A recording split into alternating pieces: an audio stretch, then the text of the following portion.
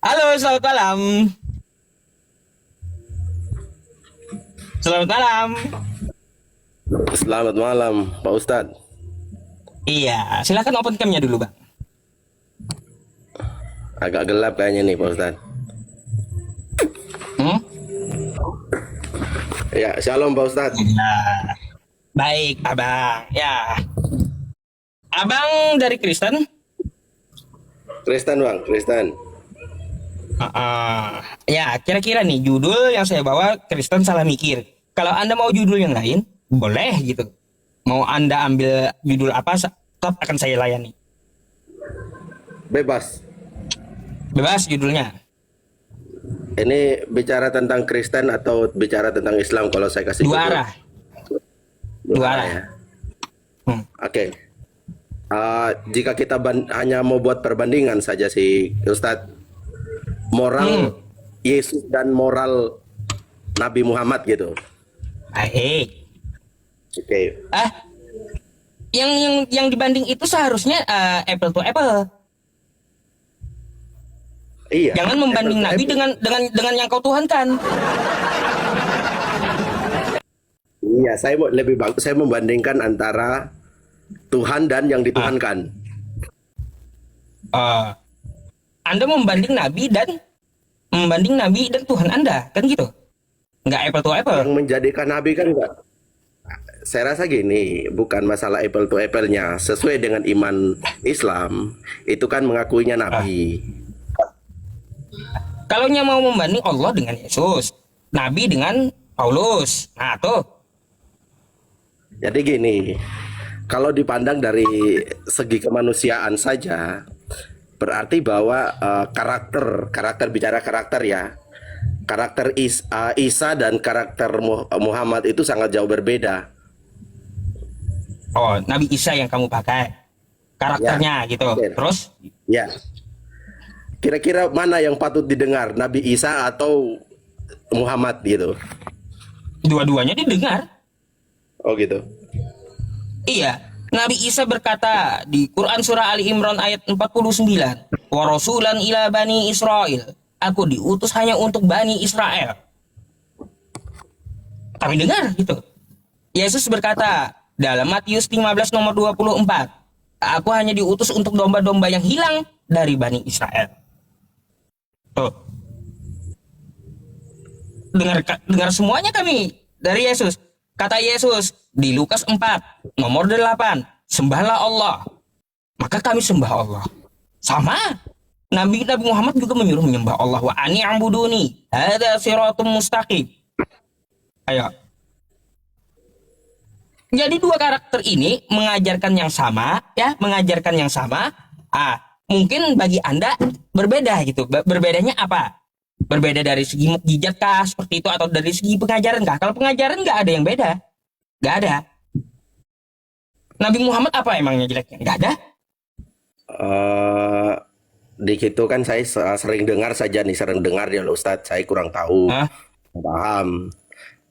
Saya dengar bahwa satu Muhammad itu tidak bisa baca tulis gitu kan. Sama. Penulis kitab Anda juga buta huruf. Iya, Yohanes dan Petrus itu juga buta huruf, sama. Oh, salah. Kalau Pak Ustadz bilang gitu salah itu Pak Ustadz. Ah, kamu mau Rasul-rasul tahu? kami itu Rasul kami itu terpelajar loh Ustadz. Hmm. Nih saya tunjukkan samamu ya. Yohanes dan Petrus itu adalah buta huruf. Bentar.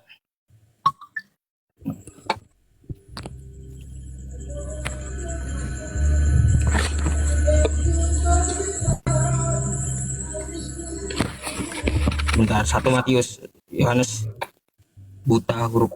Bentar ya. Di mana itu Ustadz? Saya coba baca. Satu Korintus. Bentar, saya coba cari dulu. Oh, Bentar ya, satu Korintus. Sabar. Saya carikan dalilnya nih. Korintus mana Korintus nih?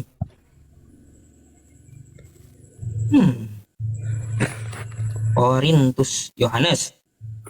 Korintus. Efesus, Galatia, Sesudah Roma. Efesus, Kolose. Sudah Roma, Ustadz. Sudah Roma. Ya, sesudah Roma, Korintus itu. 1 Korintus Oh apa ya, 2 1 Korintus? Korintus. Iya, iya. Nomor coba. Oh bukan. 11 coba.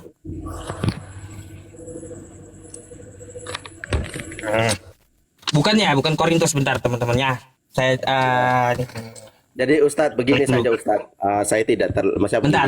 Saya tampilkan dulu. Nanti dikira bohong. Iya.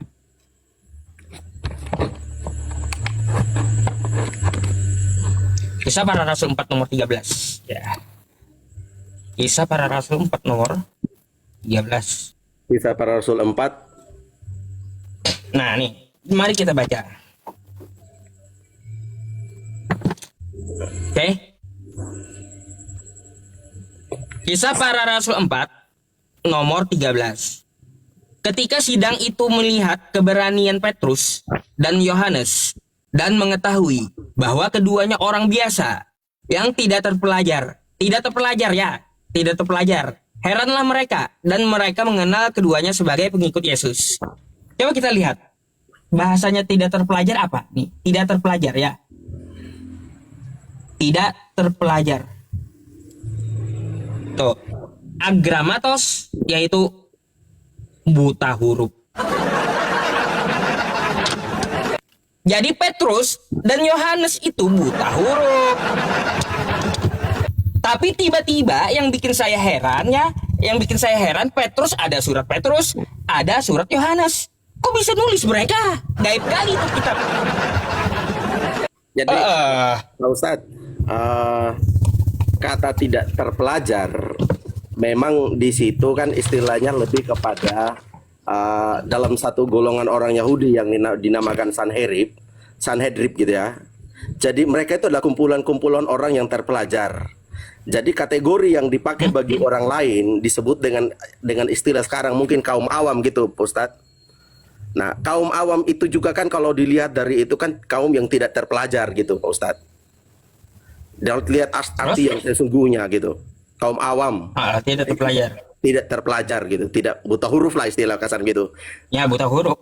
Istilah itulah yang sedang dipakai kepada Petrus. Mereka membandingkan antara Sanherib yang sebenarnya hanya mereka pemuka agama yang layak untuk berbicara gitu loh.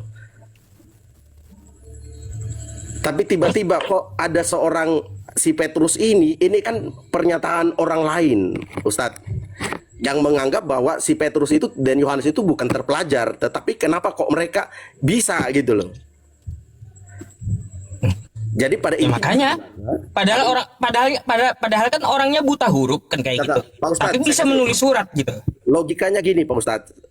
Kalau saya bilang Ustadz Yusuf itu buta huruf tentang Yesus, apakah itu pernyataan yang benar atau tidak? Oh gitu, contoh gitu. Enggak. Ya, enggak benar. Enggak benar kan? Sama dengan mereka menilai bahwa si Petrus dan Yohanes itu tidak bisa bicara. Itu penilaian kamu seperti itu. Nah, itu tafsir dari mana? Hah? Tertulis di mana tafsirnya kayak gitu?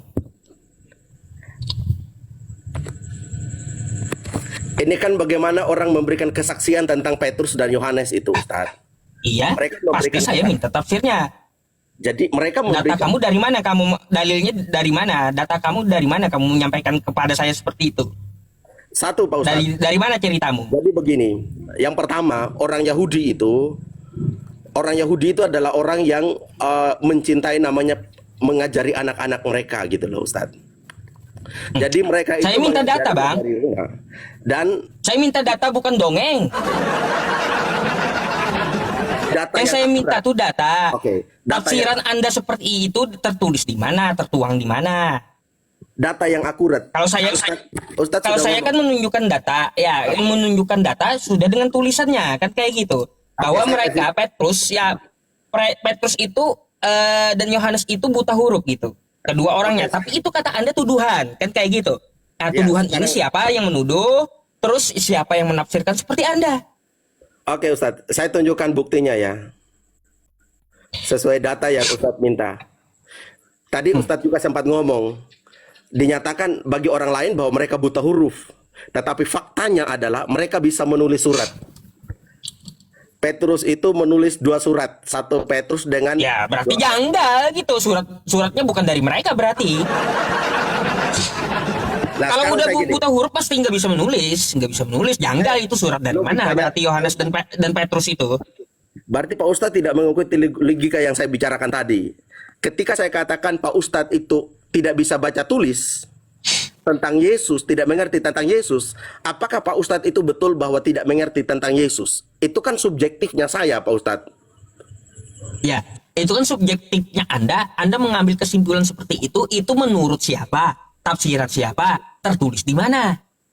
Jadi begini Pak Ustadz, dengan fakta yang ada saja bahwa tidak ada sampai hari ini yang bisa menyanggah bahwa siapa yang menulis surat Petrus itu kalau bukan Petrus itu sendiri. Kalau begitu, kalau memang bukan Petrus yang menulis, kira-kira Pak Ustadz siapa yang Bukan tulis bukan surat? bukan tidak ada yang membantah, tapi malah disangsikan. Kenapa? Ada surat Yohanes dan surat Petrus. Apakah ini karangan di luar dari mereka? Itulah yang membuktikan bahwa pernyataan dari orang-orang itu, Pak Ustadz, itu tidak benar. Ya datanya di mana Anda ngomong kayak gitu? Jadi janggal kan katanya. Surat Petrus sama surat Yohanes nih. Jadi janggal gitu, disangsikan. Orangnya buta huruf, kok tiba-tiba ada suratnya? Jadi begini, saya sudah kasih analoginya tadi toh Pak Ustadz. Saya bilang kalau saya katakan bahwa Pak Ustadz itu tidak bisa baca tulis atau tidak mengerti tentang Yesus. Apakah Iya, saya betul bahwa paham ngerti itu tidak mengerti tentang analogi. Yesus? Itu analogi yang Anda berikan. Jadi kan Saya faktanya, paham itu analogi. jadi faktanya Nah, adalah faktanya tertulis di mana? Jangan pakai analogi lagi, faktanya yang kita cari. kita kembali kepada Alkitab toh Pak Ustadz. Buktinya kan dia menulis surat Petrus dan Yohanes itu sampai 3 loh, sampai 4 kitab. Siapa yang menulis? Siapa menulis? Sedangkan mereka buta huruf. Ayo. Masa orang buta huruf bisa menulis? Ya, jadi penjelasannya kan begini Pak Ustadz. Ketika saya katakan Pak Ustadz buta huruf, apakah Pak Ustadz tidak betul buta huruf kan belum tentu. Itu kan pernyataan orang Itu lain. berarti asumsi Anda yang kayak gitu. Faktanya Berarti ada asumsi Anda. faktanya ada kitab. Nah, sebenarnya itulah yang menunjukkan bahwa faktanya Pak Ustadz berbohong di sini. Pak Ustadz bilang Itu tidak artinya bisa asumsi Anda. Sekarang Pak Ustadz tidak bisa membuktikan kepada saya bahwa siapa yang tulis surat 1 Petrus dan 2 Petrus kalau memang itu bukan Petrus. Nah, kalau itu bukan, saya bertanya dulu, kalaunya surat Petrus dan Yohanes itu betul-betul ada dan tulisan tangan mereka, mengapa mereka seorang yang buta huruf bisa menulis surat? Surat itu dari mana? Itulah yang membuktikan bahwa apa yang Pak Ustadz katakan itu tidak benar. Surat itu dari mana? Logika lurusnya kan begitu Pak Ustadz. Itu kan tadi dari kisah para rasul itu menunjukkan bahwa sesuatu data bahwa menurut dalam kaum Yahudi pemuka agama mereka mengutip bahwa Petrus itu kan bukan terpelajar begitu. Yohanes itu bukan terpelajar. Oke. Anda ambil dari mana tuh? Data tadi yang Pak Ustadz kasih di kisah para rasul itu loh Pak Ustadz. Itu kan asumsi orang. Bukan pernyataan. Lalu asumsi orang Anda pakai ke saya gitu.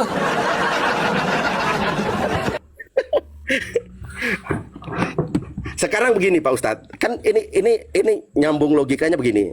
Saya katakan Pak Ustadz tidak tahu baca tulis. Apakah benar Pak Ustadz tidak bisa baca tulis yang sebenarnya? Yang sebenarnya saya bisa baca tulis. Nah, itulah yang membuktikan bahwa itu bisa, bukan kata asumsi saya dong, tetapi atas fakta dan bukti yang Pak Ustadz tahu sendiri. Faktanya Nah, yang gitu. mana? Faktanya mana? Datanya di mana? Faktanya ini Pak Ustadz. Kau dari tadi nyontohin ke saya, nyontohin ke sana kemari gitu. Faktanya data Faktanya. yang kau ucapkan itu ada di mana gitu loh. Sekarang Pak Ustadz buka di kitab 1 Petrus, itu sudah fakta. Semua kitab Petrus ada 2, 1 Petrus dan 2 Petrus. Itu siapa yang tulis? Loh, itu Petrus yang tulis. Padahal dia buta huruf. Nah, itu pernyataan orang lain. Nah, padahal mereka buta huruf. Gimana mau menulis? Itu kan pernyataan orang lain, tetapi faktanya membuktikan bahwa si Petrus dan Yohanes itu ternyata orang pintar. Buktinya bisa baca tulis. Itu kan tidak terpelajar, buta huruf. Artinya dia tidak terpelajar itu tidak bisa membaca dan tidak bisa menulis. Lalu dari mana surat Yohanes dan surat Petrus itu? Logika sederhananya kan begini, Pak Ustadz. Seperti yang saya bilang tadi, bahwa saya katakan bahwa si Ya, Petrus saya paham. Anda mengatakan, orang-orang Yahudi mengatakan kepada Yohanes kan seperti itu. Itu tertulis di mana? Tertulisnya di mana? Siapa yang mengatakan seperti itu? segini, Pak Ustadz. Menyanggah itu tidak selamanya dia harus memberikan satu sanggahan, tetapi Petrus dan Yohanes memberikan bukti di Alkitab bahwa mereka menulis. Itu membuktikan Bukan tulisan surat Petrus, surat Yohanesnya yang saya minta. Bukan. Data yang kamu katakan bahwa itu adalah tuduhan orang dari Yahudi mengatakan Petrus dan Yohanes itu buta huruf. Itu tuduhan orang Yahudi kata Anda. Itu tertuang di mana, tertulis di mana? Itu yang saya kejar. Datanya mana? Tadi Pak Ustadz ajukan data di Kisah Para Rasul pasal 1 tuh Pak Ustadz. Ya itu kan ceritanya, jalan ceritanya. Lalu Anda tafsirkan itu bahwa itu adalah tuduhan orang. Padahal di situ tidak ada orang menuduh. Coba Anda baca betul-betul. Nih, ya. Bagaimana? Nggak ada tuduhan orang di sini. Ya. Petrus dan Yohanes di hadapan Mahkamah Agama ketika sidang, ya. Ketika sidang itu melihat keberanian Petrus dan Yohanes dan mengetahui bahwa keduanya orang biasa yang tidak terpelajar, heranlah mereka. Dan mereka mengenal keduanya sebagai pengikut Yesus. Makanya heran mereka. Mereka tahu bahwa Yohanes dan Petrus ini orang buta huruf.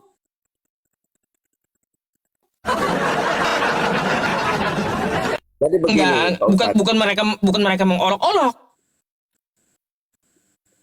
Jadi begini Pak Ustadz. Itu kan pernyataan dari Mahkamah Agama Pak Ustadz.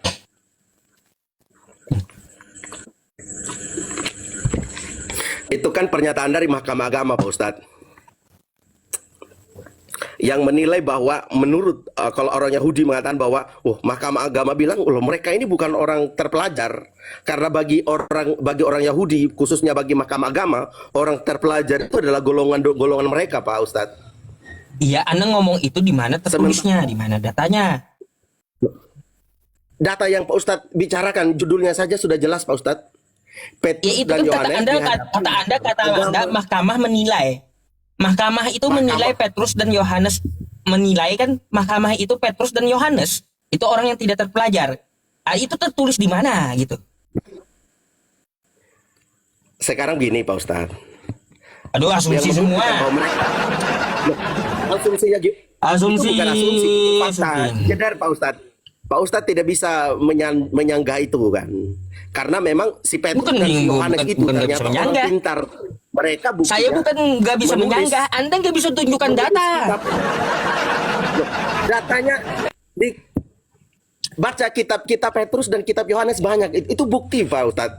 Sekarang bukti apa lagi yang Pak Ustadz mau untuk saya tunjukkan bahwa itu bukan bukti, malah janggal. Itu ada surat Petrus dan surat Yohanes itu membuktikan kejanggalan namanya. Bahwa kitab itu bukan berasal dari Yohanes dan Petrus. Inilah logika berpikirnya kan saya sudah ulang-ulang. Kenapa Pak Ustadz nggak masuk sih logika berpikir sesederhana itu gitu? Anak TK pun bisa itu Pak Ustadz. Di mana akal sehatnya kalau orang buta huruf ya bisa menulis surat? Begini. Pak Ustadz saya bilang gini, Pak Ustadz Yusuf TI itu buta huruf, itu kata saya. Tapi faktanya Pak Ustadz punya buku, punya ilmu, bisa nulis, bisa baca, berarti saya salah dong, karena itu penilaian saya gitu loh. Tapi faktanya adalah Pak Ustadz itu bisa baca tulis. Lah kan di situ orang Yahudi tahu. Tulis buku. Orang-orang Yahudi tahu ketika di mahkamah itu Petrus dan Yohanes itu orang-orang Yahudi tahu mereka orang yang tidak terpelajar. Gimana sih? Makanya mereka heran. Yang bilang tidak terpelajar itu. Pak Ustadz, makanya datanya mana? Yang kayak gimana sih? Aduh, logika lurusnya Pak Ustadz sama sekali nggak nyambung apa yang Pak Ustadz bicarakan. Jadi artinya kayak gini ya. Kalau Nabi Muhammad buta huruf, di tempat kamu lebih aneh gitu. Buta huruf tapi bisa tulis surat. Kalau Nabi Muhammad kan beliau beliau mendikte Zaid bin Sabit kan kayak gitu untuk menulis di pelepah kurma. Kalau Yohanes ini buta huruf kok tiba-tiba ada suratnya. Itu yang lebih aneh di Kristen. Cerita kalau masalah buta huruf itu perbandingannya. Apalagi yang mau kau banding? Sekarang begini Pak Ustadz. Kalau di imam penulis-penulis Kristen, artinya dalam kitab-kitab Alkitabnya Kristen, itu tidak ada. Jadi tidak ada orang yang tidak terpelajar. Yang walaupun data tadi itu kan menunjukkan bahwa penilaian Mahkamah Agama menganggap orang itu buta huruf. Itu penilaian Mahkamah Agama. Anda ngomong seperti itu tafsiran di mana? Itu maunya Anda kayak gitu, maunya Anda. Pak Ustadz, buktinya kalau mereka Maunya bukan Anda orang pintar, tafsirannya itu. buktinya mereka bisa menulis Pak Ustadz. Bukti apa lagi yang Pak Ustadz minta sementara mereka menulis Pak Ustadz? Contoh gini, begitu beda dengan Muhammad. Muhammad dikatakan tidak bisa baca tulis, dijadikan nabi begitu kan? Itulah beda. Nah, nih. Ya kan, rupanya ngibul kan tulisan surat Yohanes dan Petrus itu. Nih. Saya bukakan tafsirnya nih ya. Ya. Kisah Para Rasul 4 nomor 13. Ngibulnya di mana nih? Ya, nih tafsirnya latar belakang dari Kisah Para Rasul itu. Kitab Kisah Para Rasul seperti halnya Injil Lukas dialamatkan kepada orang yang bernama Theophilus. Ya, sekalipun nama pengarangnya tidak disebutkan, lalu dicantumkan apa dalam kedua kitab itu, nama Petrus dan Yohanes diganti di situ. Jadi ya sebenarnya orangnya pengarangnya tidak disebutkan gitu. Pengarang dari kitab dari surat Yohanes dan Petrus. Nih, Pak Ustadz, Kisah Para Rasul itu. Ayo. Pak Ustadz, Kisah Para Rasul itu ditulis oleh siapa? Itu yang paling penting mungkin di situ Pak Ustadz. Kalau Pak Ustadz tidak tahu, supaya saya tunjukkan. Itu gimana tuh? Jadi, apa yang Pak Ustadz tanyakan? Ya iya, kalau dia buta huruf dari mana itu tulisan? Pengarangnya tidak disebutkan katanya. Logikanya kan saya sudah omong Pak Ustadz. Kenapa nggak masuk Pak Ustadz? Kalau saya bilang Pak Ustadz PI, Pak Yusuf PI, Pak Ustadz yang terhormat tidak bisa baca tulis. Tetapi faktanya Pak Ustadz bisa menulis, berarti secara publik akan menilai bahwa ternyata Pak Ustadz bisa baca tulis. Begitulah yang terjadi dengan itu saya Petrus dan paham, si itu Yohanes analogimu ini. Bang. Nih, sedangkan itu analogimu kepada saya ngerti analogi itu. Coba kamu baca lagi, ya nih, mari. Petrus dan Yohanes di hadapan Mahkamah Agama.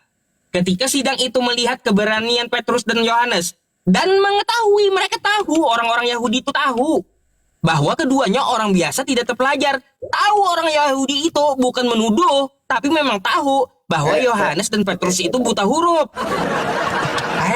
Pak Ustadz, itu yang tahu itu siapa Pak Ustadz?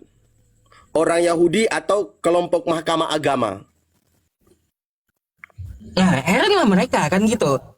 Artinya orang yang berada di situ, yang saat itu, mereka sudah mengetahui backgroundnya dari Yohanes dan Petrus, bahwa mereka adalah orang yang buta huruf, orang tidak terpelajar. Pak Ustadz, yang menyatakan bahwa mereka tidak tahu baca tulis itu orang Yahudi, orang Israel, atau khusus Mahkamah Agama itu Pak Ustadz? Ini kan tulisan dari Kisah Para Rasul, dari tulisan Paulus, kan gitu. Sekarang begini Pak Ustadz, itu kan saya sudah bilang tadi, itu penilaian daripada Mahkamah Agama, bukan orang Yahudi secara keseluruhan. Kalau Mahkamah Agama menilai seperti itu, di mana dituliskan? Di tafsiran mana? Di tafsiran mana? Tercatat di mana Anda ngomong kayak gitu? Itu penilaian Mahkamah Agama kata Anda.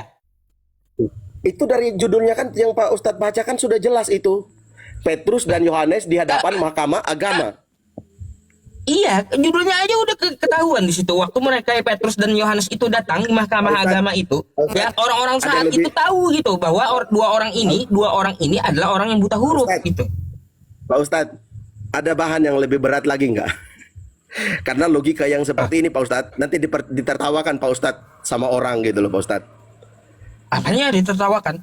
Memang Karena janggal jawaban kamu mana ada? Sekarang begini Pak Ustadz. Ini paling ringan saya kasih, udah. Datanya saja kamu nggak bisa tunjukkan. Kamu memakai analogi dan asumsi sama saya. Datanya sudah jelas Pak Ustadz. Itu kitab Petrus, 1 Petrus, 2 Petrus, 1 Yohanes, 2 Yohanes, 3 Yohanes, dan kitab Yohanes itu sudah jelas ditulis oleh Petrus dan Yohanes Pak Ustadz. Selesai. Aduh. Selesai Pak Ustadz. Aduh, nggak ada Apalagi yang batahannya. Nah, saya bilang itulah bedanya. Saya bilang kalau saya bandingkan nabi yang Pak Ustadz menganggap nabi, dia buta huruf. Maybe oke lah buta huruf sama sekali. Tetapi murid-murid Tuhan Yesus saja itu tidak ada yang buta huruf, Pak Ustadz. Nah, itu buta huruf. Orang Yahudi udah tahu. Ya, kalau dia buta huruf, kenapa dia bisa ditulis kitab, Pak Ustadz? Ya makanya penulis kitabnya itu berarti bukan dari mereka. Janggal kitab Anda berarti. Kalau begitu siapa yang menulis, Pak Ustadz? Kalau begitu Nah, siapa yang menulis? seharusnya Kristen yang mencari, bukan saya. Kenapa orang buta? Seharusnya Kristen berpikir, kenapa orang buta berarti huruf kan- bisa itu menulis berarti- surat? Arti kan begini. Seharusnya Pak Kristen Ustadz yang sedang teliti. bertahan. Pak Ustadz kan sedang bertahan untuk menjadi bagian dari Mahkamah Agama dari cara berpikirnya. Mahkamah Agama saja bingung, Pak Ustadz. Kenapa mereka pintar? Sama dengan Pak Ustadz sekarang yang bingung. Seharusnya mereka bodoh. Kenapa mereka pintar? Nah itu Pak Ustadz. Sama-sama bingung. Di situ Pak Ustadz. Mahkamah Agama itu tidak ada mengatakan mereka pintar. Mahkamah Agama itu mengatakan mereka cuma berani teman-teman. maju. Padahal keduanya Teman-teman, diketahui adalah buta huruf. Teman-teman yang komen jangan bilang Ustadz botol, jangan ya. Pak Ustadz Yusuf ini orang pintar loh. Lihat saudara. ya teman-temannya. Ini ya. Mari, makanya saya akan kejar. Saya bilang datamu itu di mana? Petrus dan Yohanes di hadapan Mahkamah Agama. Ketika sidang itu melihat keberanian, modal wani. Nggih. Ah, kayak gitu modal wani. Nggih, ngertos. Modal wani melihat keberanian Petrus dan Yohanes dan mengetahui dan orang-orang tahu gitu Mahkamah Agama orang yang hadir bahwa keduanya itu orang yang biasa yang buta huruf. Makanya mereka heran gitu.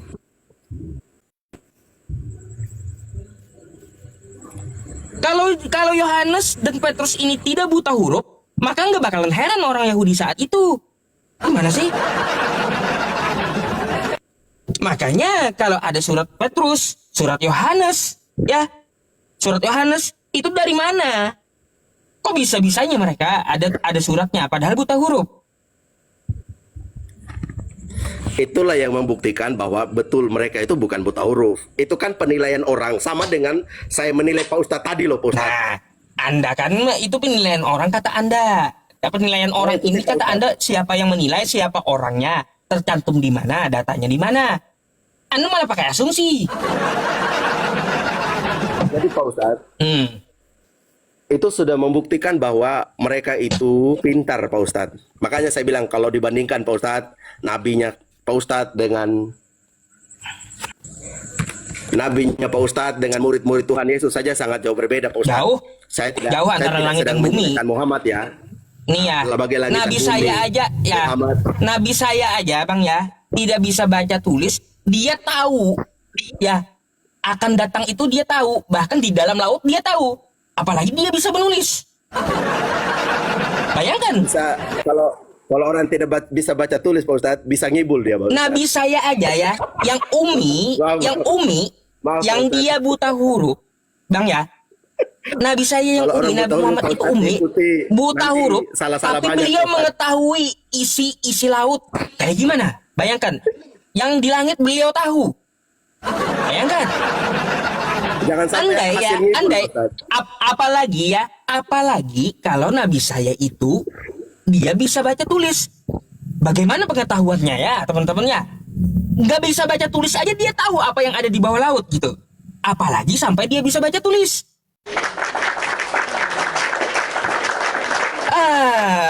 Jadi jangan jangan salah nilai kau. Bayangkan antara langit, betul kata kamu, antara langit dan bumi jauh Nabi Muhammad dengan murid-murid Yesus tuh. Jauh, Pak Nabi Ustadz. Muhammad aja kagak bisa baca tulis ya. Nabi Muhammad tahu apa yang ada di bawah laut. Pak Ustadz, jangan sampai kena ngibul, Pak Ustadz. Oh, kagak ngibul kawan. Nabi Muhammad tidak bisa baca tulis, tapi beliau mengabarkan dengan mulutnya melalui firman Allah. Apa? Di antara dua laut, ya, di antara dua laut itu tidak saling bercampur. Padahal beliau kagak pernah ke laut. Tuh. Sekarang Pak Ustadz bisa percaya orang bodoh. Oh, percaya saya karena terlihat buktinya. Nih ya. Nih, dua air laut. Nih. Nih ya. Nih, mari kita lihat ya. Nih, ya teman-teman. Ini yang disampaikan Nabi Muhammad yang didapat dari wahyunya ya. Nah, perhatikan kau sini. Ya.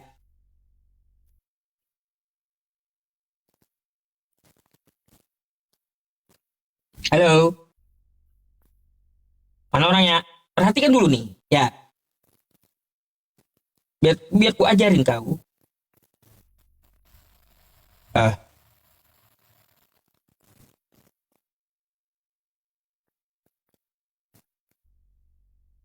Bentar. Ya. Nah, perhatikan nih, buka mikmu. Nih, di dalam Al-Quran kami tertulis dua laut mereka bertemu tidak saling bercampur. Ada di dalam ayat kami, gitu, yang disampaikan oleh Nabi. Ya, nih, ayatnya di mana? Tuh, marojal bahroini yaltaqiyan, ya, dia membiarkan dua laut mengalir, yang kemudian keduanya bertemu. Di antara keduanya ada batas yang tidak dilampaui masing-masing. Melalui mulut Nabi Muhammad nih, ya. Padahal Nabi Muhammad tidak bisa baca tulis. Tapi tahu keadaan laut Nabi Muhammad kayak gimana. Keadaan laut kayak gini, tidak bercampur. Terbukti betul. Ayo. Apa yang tidak tercampur, Pak Ustadz? Airnya tidak bercampur. Nih, Antara apa? antara airnya tidak bercampur. Air apa dan air apa yang tidak tercampur, Pak Ustadz? Air laut ketemu air laut. Tidak tercampur dia ya? Iya. Segitu aja percaya, bukti. Pak Ustadz. Iya, bukti ini bukti depan mata, ya. Bukti depan mata. Nabi Muhammad saja, ya. Nabi Muhammad saja tidak bisa baca tulis, ya. Tahu beliau dua air laut itu tidak bertemu. Apalagi beliau bisa baca. Bayangkan. Pak Ustadz, saya tidak sedang menyanggah sih, Pak Ustadz. Tapi ya kalau Pak Ustadz percaya Ayo. begitu ya berarti lucu sekali, Pak Ustadz. Ya, jelas orang percaya ada bukti. Nabi Muhammad menyampaikan firman Tuhan bahwa dua air laut itu tidak bertemu, tidak saling melampaui. Ada bukti. Ya sudah. Air laut apa dengan air laut apa yang tidak baku campur, Pak Ustadz? Lah, kau cari ketik di Google banyak ilmu ke bumi ini. Ya, saya Pak Ustadz yang bicarakan tadi. Air laut apa dengan air laut apa yang tidak tercampur? Di antara keduanya tidak bercampur. Iya, air laut apa itu dengan apa dia? Ya silakan banyak di searching aja di Google air laut ketemu air laut. Itu yang kebetulan yang difoto itu, Pak Ustadz, belum tercampur dia. Mungkin begitu saja dia, Pak Ustadz. Mungkin di foto belum tercampur. Nih, ya nih mari kita lihat ya. Nggak percaya dia teman-temannya nih. Saya tunjukkan nih di mana nih ya. Ini ya, nih di mana nih? Nih, kita visit ya. Visit ilmiah. Ini di mana? Selat Gibraltar ya. Ada tuh. Terus di mana lagi nih? Ini di mana nih? Terjadi di mana ini? Pak Ustadz, ada yang bilang Pak Ustadz, Tuh. ada yang bilang Ini antara Teluk Alaska. Nih Teluk Alaska. Beda-beda. Tahu Nabi Muhammad semuanya. Beliau saja tidak bisa baca tulis ya, buta huruf. Nabi Muhammad tahu bagaimana keadaan laut. Bagaimana kalau beliau bisa baca tulis? Bayangkan pintarnya. Satu. Ayo. Tapi memang hebat juga ya Pak Muhammad itu ya Pak Ustadz ya. Ayo. Terbukti Nabi Muhammad. Ya. Saya sih lebih berpikir bahwa ya begini, hebatnya beliau itu kan gini. Dia bisa juga mengatakan ya ada yang benar, mungkin ada yang tidak. Contoh kan ada tadi yang komen bahwa mungkin pencampuran antara air laut dengan air asin bukan dengan air kali gitu ya Pak Ustadz. Nabi Muhammad itu bukan cuma itu menyampaikan. Kata Artinya Nabi begini, Muhammad melalui mulutnya menyampaikan Kalau firman Tuhan. kalau kita Di bicara- dalam laut ada magma. Kalau kita bicara secara logika Pak Ustadz, kalau saya minta maaf ya Pak Ustadz ya, saya tidak sedang menjelekkan iman Pak Ustadz, tetapi secara logika saya lebih percaya kepada orang yang pintar Pak Ustadz. Artinya orang yang tahu baca Iya. tulis dibandingkan orang yang tidak baca tulis. Makanya karena tidak baca Ya. tulis itulah Pak Ustadz. Makanya seringkali ini juga yang membingungkan kami orang Kristen Pak Ustadz. Kenapa tiba-tiba turun wahyu kepada Muhammad? Kami dengar ya, saya tidak baca. Minta maaf saya tidak baca Pak Ustadz ya. Saya dengar bahwa Muhammad bilang, "Oh, Allah berkata bahwa saya harus nikahi istrimu. Silakan kalau Allah memang berkehendak bahwa engkau harus mengambil istriku." Kan kayak gitu-gitu itu wahyunya gitu. Jadi kan sama sekali Enggak, bukan cuma itu wahyu yang gitu loh, disampaikan. Ustadz. Artinya kok jadi ngeri gitu Pak Ustadz kalau kita beriman kepada orang yang tidak terpelajar begitu Pak Ustadz. Saya tidak sedang Gini, merendahkan, gini. minta maaf Pak Ustadz ya. Saya tidak sedang merendahkan. Ya baik. Ya tahu. Saya itu akan iman. saya Itu iman, saya Pak akan Ustadz. jawab. Ya. Pak Ustadz, Jadi begini Pak ya. Ustadz, begini Pak Bentar, Ustadz. bentar dulu ya. Bentar.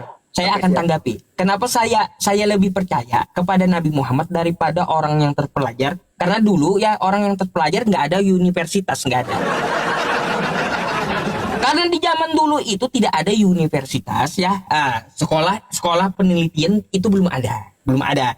Tetapi Iya. Nabi Muhammad dengan buta huruf dia tahu gitu keadaan bawah laut, keadaan laut. Nah, kan kayak gitu. Padahal tidak ada tuh kuliahnya, nggak ada. Nah, lalu di zaman Nabi Muhammad mau siapa yang kita percaya? Selain dari Nabi, sisanya orang yang awam. Maka dari itu saya lebih percaya Nabi Muhammad. Kalau kita berada di zaman Nabi Muhammad. Karena tidak ada universitas gitu. Siapa? Kan gitu. Nah, Lain kalau Anda membandingnya masa kini universitas udah ada. Nah, jangan disamakan gitu. Bahwa ini zaman modern, di zaman Nabi Muhammad nggak ada universitas. Pakai akal sehat gitu. Orang yang buta huruf di zamannya saja bisa mengetahui isi laut. Bayangkan. Hebat Pak Ustadz. Jadi bukan cuma itu. Iya, bukan cuma itu Nabi Muhammad itu menyampaikannya turun wahyu ya ibarat beristri, enggak. Nabi Muhammad itu menyampaikan firman Tuhan. Dia menyampaikan dengan kejujurannya, in huwa illa wahyu yuha. Kecuali wahyu yang didapatkannya kepada dia. Nah gitu. Kalau dia berdusta maka dia akan diwafatkan saat menyampaikan wahyu. Nah, maka dari itu ya saya salut dengan Nabi Muhammad ini. Kenapa? Dia buta huruf aja dia tahu gitu semuanya. Apalagi kalau dia bisa baca tulis. Kan gitu. Jadi begini Pak, saya salut lah dengan imannya Pak Ustadz begitu kan. Meyakini Nabi yang tidak mengerti baca tulis itu kan suatu hal yang luar biasa juga Pak Ustadz. Jadi saya sendiri salut sama Pak Ustadz gitu. Saya juga ikuti. Sekarang saya boleh tanya. Kalau Pak Ustadz, kalau bisa malam ini begini dulu Pak Ustadz ya. Next time saya masuk lagi Pak Ustadz. Baik. Hormat Oke. Pak Ustadz. Memberi kesempatan sama yang lainnya. Oke. Ya siap Pak Ustadz. Minta maaf kalau ada Oke. kata-kata yang salah Pak Ustadz. Oke, sama-sama. Selamat malam. Malam Pak Ustadz.